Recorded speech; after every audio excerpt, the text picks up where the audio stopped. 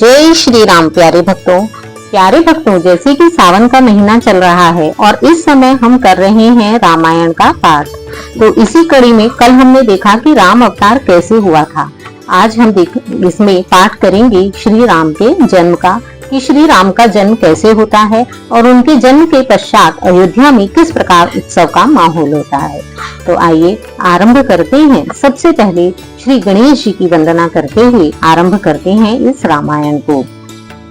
वक्रतुंड महाकाय सूर्यकोटि समप्रभा निर्विघ्नं कुरु मे देव सर्वकार्येषु सर्वदा। अर्थात हे गणपति भगवान, हम आपको याद कर रहे हैं। आप कृपा करके हमारे सभी विघ्नों को नष्ट करें और हमारे कार्य को संपूर्ण करें। हमने जो ये रामायण का पाठ आरंभ किया है, हे गुरुदेव आप इसे संपूर्ण कीजिए। तो आइए आरंभ करते हैं। जय परमेश्वर परम प्रभु परम पुरुष प्रणयाम, आदिशक्ति आनंदमयी अखिलेश्वरी नमाम। कौशलेश मिथिलेश्वरी सिद्ध करेंगे काम, वाणी वर्णन के प्रथम बोल सियावर राम। सरयू तट विख्यात है पावन अवध प्रदेश, थे नृपाल दशरथ जहाँ रघुकुल कमल दिनेश। धन धान्य पूर्ण था जन समाज उद्योग पूर्ण जीवन भी था, फागुन था रंग प्रमोद पूर्ण तो वृष्टि पूर्ण सावन भी था। धर्मानुसार थे चतुर्वर्ण चतुराश्रम का पालन भी था, सच्चा व्यवहार मानवी था संगठन चरित्र गठन भी था। सत्संग कथा प्रवचन कीर्तन अध्यात्म मनन चिंतन भी था, आंगन आंगन में तुलसी थी घर घर में गौपालन भी था। सब था राजा के पुत्र न था, दत्तक भी कोई लिया न था, विधुना ने बेटा दिया न था, घर तो था घर का दिया न था।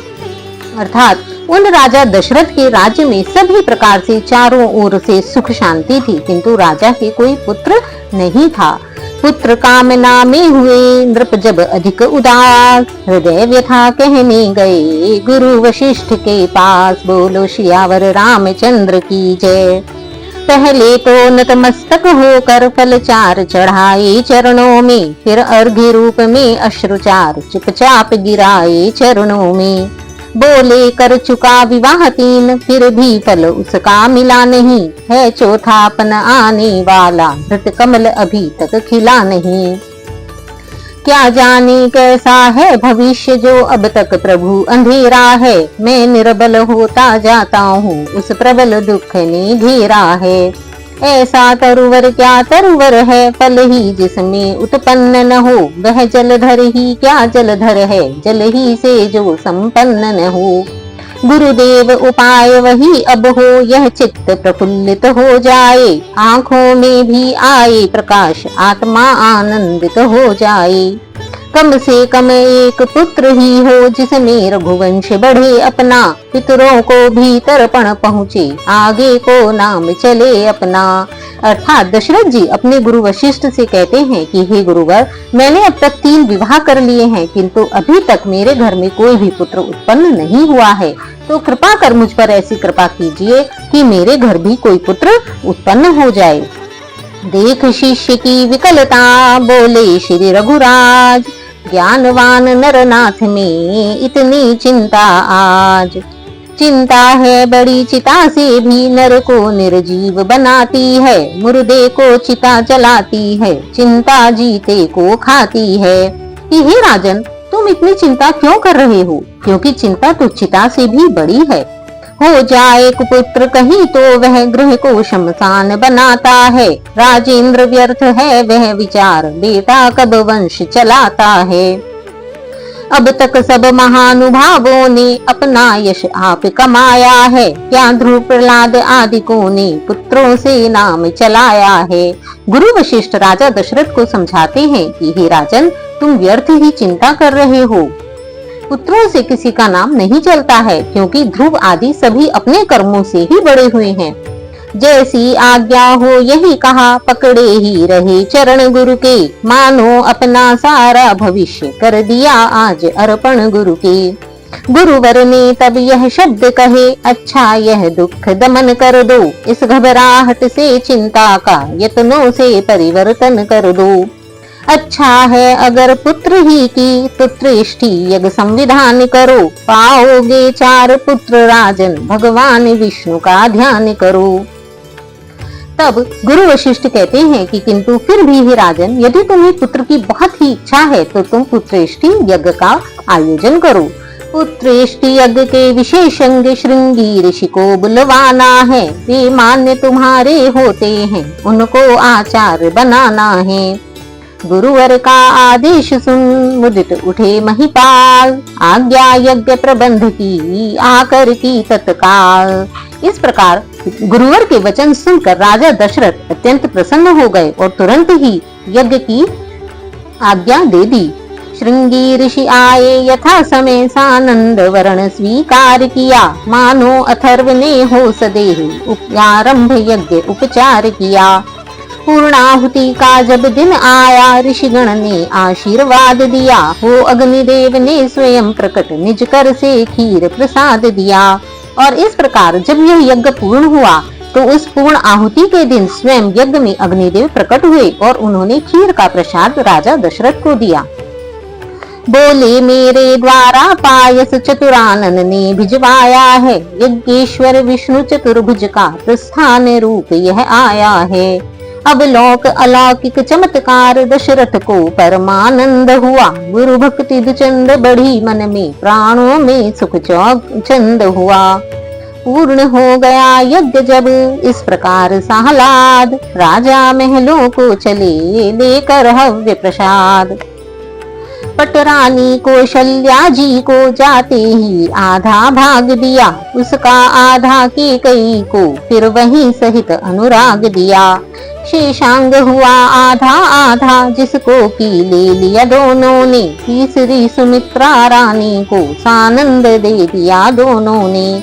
क्योंकि राजा दशरथ की 3 रानियां थी, अतः राजा दशरथ ने उस हवि में से आधा भाग अपनी बड़ी रानी कौशल्या जी को और आधा मझली रानी कैकेयी को दिया, और तब उन दोनों ने अपने में से आधा आधा भाग निकालकर सबसे छोटी रानी सुमित्रा को दे दिया।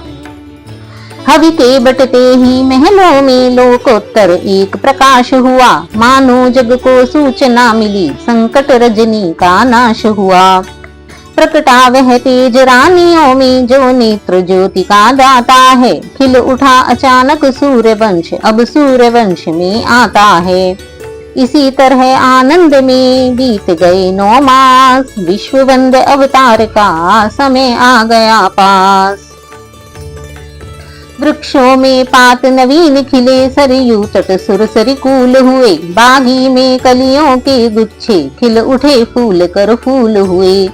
उपहार सजाती थी पृथ्वी, बालियां खेत में ला ला कर, ग्रह चक्र अवध पे वारी था, लंका पर चक्कर खा खा कर।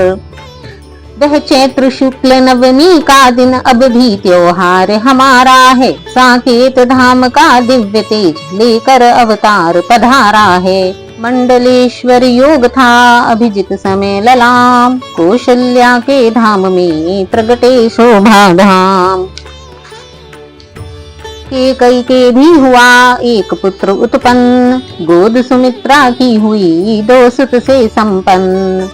चमके जब घर में 4 चंद्र, चौगुना हर्ष आनंद हुआ, चौथे पन मेरा 4 सुत पर राजा को परमानंद हुआ। घर द्वार न था ऐसा कोई जिसमें उस दिन त्योहार न हो, परिवार न था ऐसा कोई जिसमें उस दिन त्योहार न हो। बढ़ता विलोल कर सूर्यवंश, भगवान सूर्य भी मुदित हुए, हो गया महीने भर का दिन, इस भांति दिवाकर चकित हुए। ब्रह्मा आनंद देखने को तब ब्रह्म भाट थे बने हुए, शंकर भी बूढ़े बाबा बन नृप के द्वारे थे खड़े हुए। अर्थात जब भगवान श्री राम का जन्म हुआ तो अयोध्या में चारों ओर खुशियां आ गई। ब्रह्मा और भगवान शंकर तथा सभी देवी देवता अयोध्या में भगवान के बाल स्वरूप को देखने आए। अब लोका बहुत विराट रूप देखा, विकराल रूप प्रभु का, अभिलाषा आज सुरों में थी, निरखेंगे बाल रूप प्रभु का।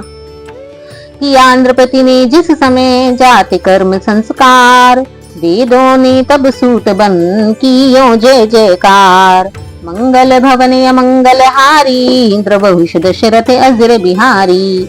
गजरथ भूमि तुरंग पट, धन भूषण गोदान। दिए मेघ के लिए इंद्र ने कर सम्मान। दिन पर दिन मान बढ़ाने को जब दिन कर का विस्तार हुआ, तब वशिष्ठ द्वारा एक दिवसीय नामकरण संस्कार हुआ। ग्रह काल योग तिथि जल मगन सब मैंने बात विचारी है। इनके प्रिय नाम अनंत इंद्रपति, यह सुत तेरे अवतारी हैं। जो नित सुखदायक सुख राशि, सुख सागर सुख प्रद सुख कर है, उस कौशल्या के नंदन का श्री राम नाम ही सुंदर है।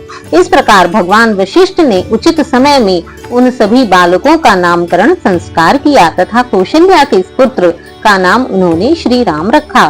कि कई सुत हैं विश्व भरण रखता हूँ, भरत नाम उसका जग को सुमार्ग दिखलाएगा, उत्तम आदर्श काम उसका।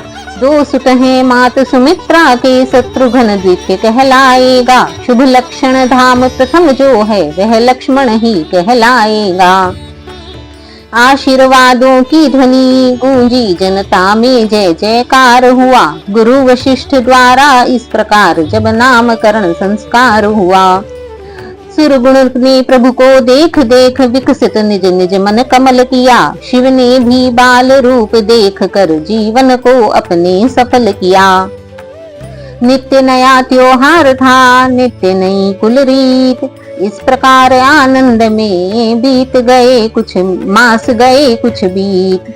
लड़काई से ही लक्ष्मण का रघुवर से प्रेम अपार हुआ, उस ओर भरत जी से अथाह शत्रुघ्न लाल को प्यार हुआ। चारों ही बालक सुंदर थे, चारों ही रूप मनोहर थे, फिर भी वे कौशल्यानंदन चारों में सबसे बढ़कर थे। गोदी में कभी पालने में माताएं लाड़ लड़ाती हैं, पुचकार दुलार श्रृंगार करें काजर की कौर लगाती हैं। जब चलते हैं घुटनों के बल माता बलिहारी जाती हैं, लाला संध्या को सोते हैं तो नजर उतारी जाती हैं। उंगली के बल जब खड़े हुए तो करते हैं किलोल चारों, चंदा को कभी मांगते हैं परछाई कभी पकड़ते हैं। जब भी जैसी हट पड़ जाए फिर नहीं मनाए मनते हैं। दिन प्रतिदिन बढ़ने लगे चारों राजकुमार, पुर नारी शोभा निरख होते थे बलिहार। कहती थी सब परस्पर देखो तो यह रूप, नख शिख सुंदरता भरे कैसे सुगढ़ अनूप। इस प्रकार वे चारों बालक नित्य प्रतिदिन बड़े हो रहे थे तथा विभिन्न किलकारियां करते हुए माताएं उन पर बलिहारी जाती थी। समस्त नारियां उनके रूप को देख देख कर उन पर बलिहारी होती हैं तथा कहती हैं, तलवे उंगली एड़ी रेखा बलिहारी पंजों पोरों पर, तारे से उजियारे प्यारे नख तो निरखों चित चोरों के। लाजे मृग खंजन मीन कमल मद मर्दन हार दमन के हैं, लज्जा लाली लावण्य लिए लोने लोचन लोचन के हैं। बड़ भागिन वे माताएं हैं यह लाल जिन्होंने जाए हैं, अपने भी जन्म धन्य ही हैं जो दर्शन उनके पाए हैं। श्री अवधपुरी के धन्य भाग जो जन्म यहाँ कुंवर चारों, राजा की चारों दिश जय है पाकर यह सुत सुंदर चारों। इस प्रकार सभी नगरवासी उन्हें देख देख कर उन पर बलिहारी जाते हैं। इसी भांति सब भक्त भी होते थे बलिहार, मानो रंकों के लिए मिला रत्न भंडार। सबको सुख देकर सब प्रकार जब और बड़े सुकुमार हुए, तब गुरु वशिष्ठ द्वारा उनके यज्ञोपवीत संस्कार हुए। यज्ञोपवीत संस्कार अर्थात अब जब वो थोड़े और बड़े हो गए तब गुरुजी ने उन्हें विद्या अध्ययन के लिए उनका यज्ञोपवीत संस्कार किया। अब नियम पूर्वक अग्निहोत्र फिर संध्योपासन होता था। विद्यालय घर वशिष्ठ का था जिसमें विद्यार्जन होता था। पढ़ लिख कर कुछ ही वर्षों में विद्या निधि से अवतीर्ण हुए। प्रण शिक्षा राजनीति में भी सब भाली भांति उत्तीर्ण हुए। तब लगे सिखाने गुरु इन्हें विज्ञान विवेक योगियों का, उस ऊंचे पद पर पहुंचाया जो पद था तत्वदर्शियों का। बोले अंतिम ज्ञान है आत्मिक यथार्थ, गुरुमुख से जिसने सुना जीवन हुआ कृतार्थ। इस प्रकार गुरु ने उन्हें सभी प्रकार की राजनीति, युद्ध विद्या इत्यादि सभी प्रकार की विद्याएं दी। पंच तत्व 10 इंद्रियां हैं सर्वत्र समान, देह सदा अज्ञान है देही जिसमें ज्ञान। दृष्टा दर्शन दृश्य वह है ज्ञाता ज्ञान, सब उसका ही रूप है सब में वही समान। अब गुरु उन्हें आत्मा का ज्ञान देते हुए कहते हैं, कट सकता नहीं शस्त्र से वह ज्वाला भी जला नहीं सकती, उड़ सकता नहीं पवन से वह वर्षा भी बहा नहीं सकती।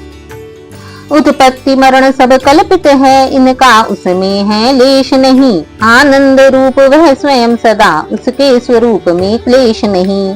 उसमें ही विविध शरीर सदा बनते हैं मिटते जाते हैं, जिस भांति पुराने होने पर वस्त्रादि बदलते ले जाते हैं। इस प्रकार वशिष्ठ समझाते हैं कि हे श्री राम, सबकी आत्मा एक ही है, आत्मा कांत स्वरूप है, देह भ्रांत ही भ्रांत, इसी भांति पर एक अब देते हैं दृष्टांत। मिट्टी के बड़े विविध विध हैं सबके सब जल से भरे हुए, वे एक जगह या कई जगह या बहुत जगह हैं धरे हुए। देखो रवि है आकाश मध्य छाया संपूर्ण घड़ों में है अटल एक ही महातेज माया संपूर्ण घड़ों में है। जिस घट को अवलोको जाकर मार्तंड दृष्टि में आता है, नाना स्वरूप में नाना विधि नाना प्रकाश दिखलाता है।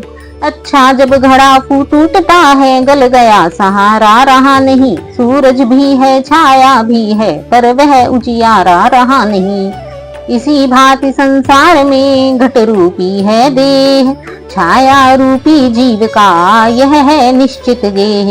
अर्थात जिस प्रकार एक घड़े में सूर्य के प्रकाश से उसमें सूर्य नजर आता है, किंतु जैसे ही वह घड़ा टूटता है वह सूर्य भी नष्ट हो जाता है, उसी प्रकार जब तक व्यक्ति के शरीर में यह जीव रहता है, जीवात्मा रहती है, तभी तक व्यक्ति का शरीर चलता है। किंतु जैसे ही यह शरीर नष्ट होता है वह जीवात्मा भी यहाँ से निकलकर चली जाती है। या हम ऐसे भी कह सकते हैं कि जैसे ही वह जीवात्मा निकल कर जाती है यह शरीर नष्ट हो जाता है। तुम राजा के कुंवर हो रखना कुल की लाज, अब इस अवसर आए तो करना अच्छा राज। ईश्वर सा ऐश्वर्य ही रखना है अवनीश, इसीलिए तो नृपति भी कहलाता है ईश। जग में आते रहेंगे सदा शोक या हर्ष, बात बात में यहाँ पर होता नित संघर्ष। अब उन्हें ऋषि वशिष्ठ अब उन्हें राजकार्य के विषय में बतलाते हैं। ऐसे संग्राम अखाड़े में वे पहलवान लड़ सकते हैं, जो समय समझ चढ़ सकते हैं, कुछ समय निहार पढ़ सकते हैं। इन सब घटनाओं में रहकर मस्तिष्क हृदय भी ठीक रहे, शारीरिक तथा मानसिक सब अवयव आशय भी ठीक रहे। तब हो सकता है महाकार, तब कर्मवीर कहलाओगे, जब उसके पहले ज्ञानवान गंभीर धीर बन जाओगे। ऐसा बनने का मार्ग यही निष्काम हृदय करना होगा, परहित कर्तव्य लक्ष्य रख कर निज स्वार्थ स्वल्प रखना होगा। सुख दुख सामने आए जो वह धर्म देह के समझो, नाटकशाला जैसे दिखाव इस सारी जगती के समझो। बाल्यावस्था की यह शिक्षा छात्रों की बड़ी कमाई है, संक्षेप रूप में इसीलिए गुरु गीता तुम्हें सुनाई है। नित्य प्रति एकांत में करना थोड़ा ध्यान, सर्वव्यापक शक्ति से लेना यह वरदान। इस प्रकार जब हो चुका शिक्षण और सुधार, राजकाज करने लगे चारों राजकुमार। घोड़ों पर चढ़ चढ़ रघुवंशी बाहर जिस समय निकलते थे, उस समय झुंड के झुंड लोग दर्शन के लिए उमड़ते थे। इस ओर अयोध्या के वासी वह सुंदर रूप हेरते थे, उस ओर विमानों पर बैठे सुरगण भी उन्हें टेरते थे। दीन दयाल विरद संभारी, हरहु नाथ मम संकट भारी। जय श्री राम। तो प्यारे भक्तों, इस प्रकार श्री राम ने अपने चारों भाइयों के साथ गुरु वशिष्ठ जी के आश्रम में जाकर पूर्ण रूप से शिक्षा प्राप्त की और उसके पश्चात राजकाज का कार्य अपने पिता के साथ मिलकर देखने लगे। प्यारे भक्तों, आज की इस कथा को हम यहीं पर विराम देंगे। इसके आगे की कथा हम कल सुनेंगे।